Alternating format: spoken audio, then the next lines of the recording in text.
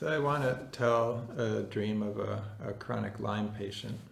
And this dream she had before I ever saw her as a patient. And she lived well south of where I am in Portland. In her first person present tense recount, it would sound like this.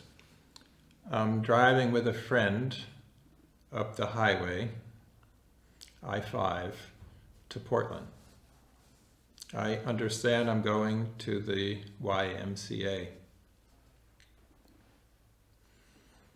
When I get there, it's closed, so we head to a hotel. On the way there, at a corner, someone jumps in the car with us, and they stay with us going to the hotel. At the hotel room, we're all in one room, and this person who jumped in says, I want to confess that I'm a killer. Well, I get out of the room. I go down to the front desk to get my own room. And then I get in that room, and my friend comes in and confesses that she too is a murderer. And this is where the dream ends. Well, let's take a look at these images. First of all, for me, the direction is often very key in a dream. This person I-5 is really straight north-south and heading north. So I start to make associations to kidney or water. Then interesting, because I'm wondering, should I treat this person? Because I wouldn't be seeing her very frequently because of the distance. And I want to do justice to it. But the YMCA actually was right around the corner from where I was working. So she was really wanting to get close to where I worked. And then I think of YMCA, Young Men's Christian Association. Many things you could do with that, but I went right, why wasn't it the YWCA? She's a female, but heading for the YMCA, and I started wondering, is this about, she's looking for yang, right? The yang of a young man is relatively robust, all things being equal, say. And but her journey with chronic Lyme disease was really quite a perplexing one. And what I want to point out in this dream is that it seemed clear she does not have just chronic Lyme disease, because you have two people. One is sort of a hitchhiker, and the other more of a friend. That there are two admitted killers here. So it seemed to me from this dream that we're not going to be dealing exclusively with chronic Lyme disease, but that one of the common co-infections in her case turned out to be Babesia. And she had those horrible Babesia headaches as the chief complaint for a long, long time. That those were clearly identified in this dream, that not one pathogen, but two distinct pathogens. And when I took steps to free myself from one, the other one was still there. So which one was Lyme and which one was Babesia? I'm not sure. We need to sort that out, but it turned out actually probably the one that was her friend was the Babesia, because that was a lot more challenging to deal with than the chronic Lyme was. So again, in this dream, we have a direction, and in fact, restoring that kidney yang was a big part of the picture for this patient, who had also just lived her entire life on a vegetarian diet.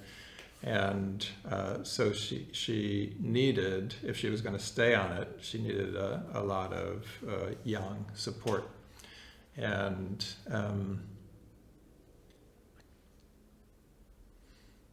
that I had to hold the awareness that my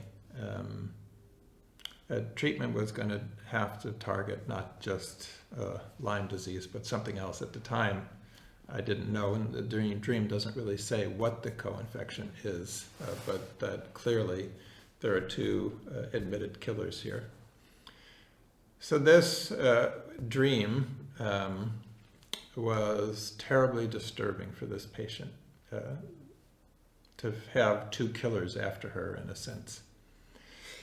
It felt very distressing. Again, this is a patient with an amazing background of trauma from her youth. And this is something that my teacher, Jeremy Taylor, deals with when people feel like having a nightmare is different.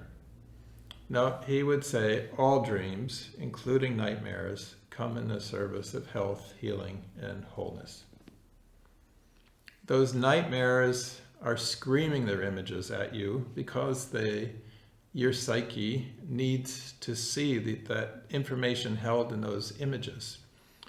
It's not about re-traumatizing you.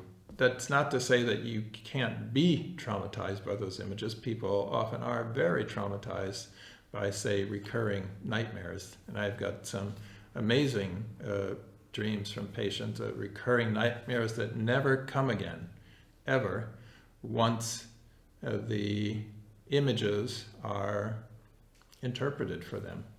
Just amazing. But in this case, she was encouraged that when I said this dream says very clearly to me, first of all, that probably not a bad idea for us to work together, because in your dream, you're just ending up in this big city of Portland, 2 blocks from where I work, where I spend most of my day. And that says something. And also it gives me, I think, a clear direction that we have to work on restoring the yang, and that we're going to be a little bit challenged because we've got not only Lyme, but a co-infection of some sort. And it wasn't easy for that patient, but over a long process, she's much, much better now. So a number of points made here. I have other videos up with the dreams on YouTube. I think this will be the 3rd one. I plan to do more. But I hope if you listen to all 3, you start to get a sense of the process of working with the images. Stay in the images. Don't use the images as a launching point into your favorite theory and try to fit the square peg of your theory into the round hole of the dream. Really let the images speak and stay true to them. If you do that and you're open to looking for yin-yang 5 phases, and 5 phase might be through color, through cardinal directions, through all the other kinds of associations we make with them, sanjiao and so on. All of these can come up in the dream. You just have to go in a bit open and start bit by bit seeing if you can find common themes. Once you find a common theme, it starts to unravel and you end up with a certain amount of understanding. It's never going to be the case, by the way, that you have a perfect understanding of every image in a dream. I can't think of a single instance, even for Jeremy Taylor, when that happened. There's always more, many layers of meaning in a dream. In any event, thanks for listening, and good luck there working dreams. Take care.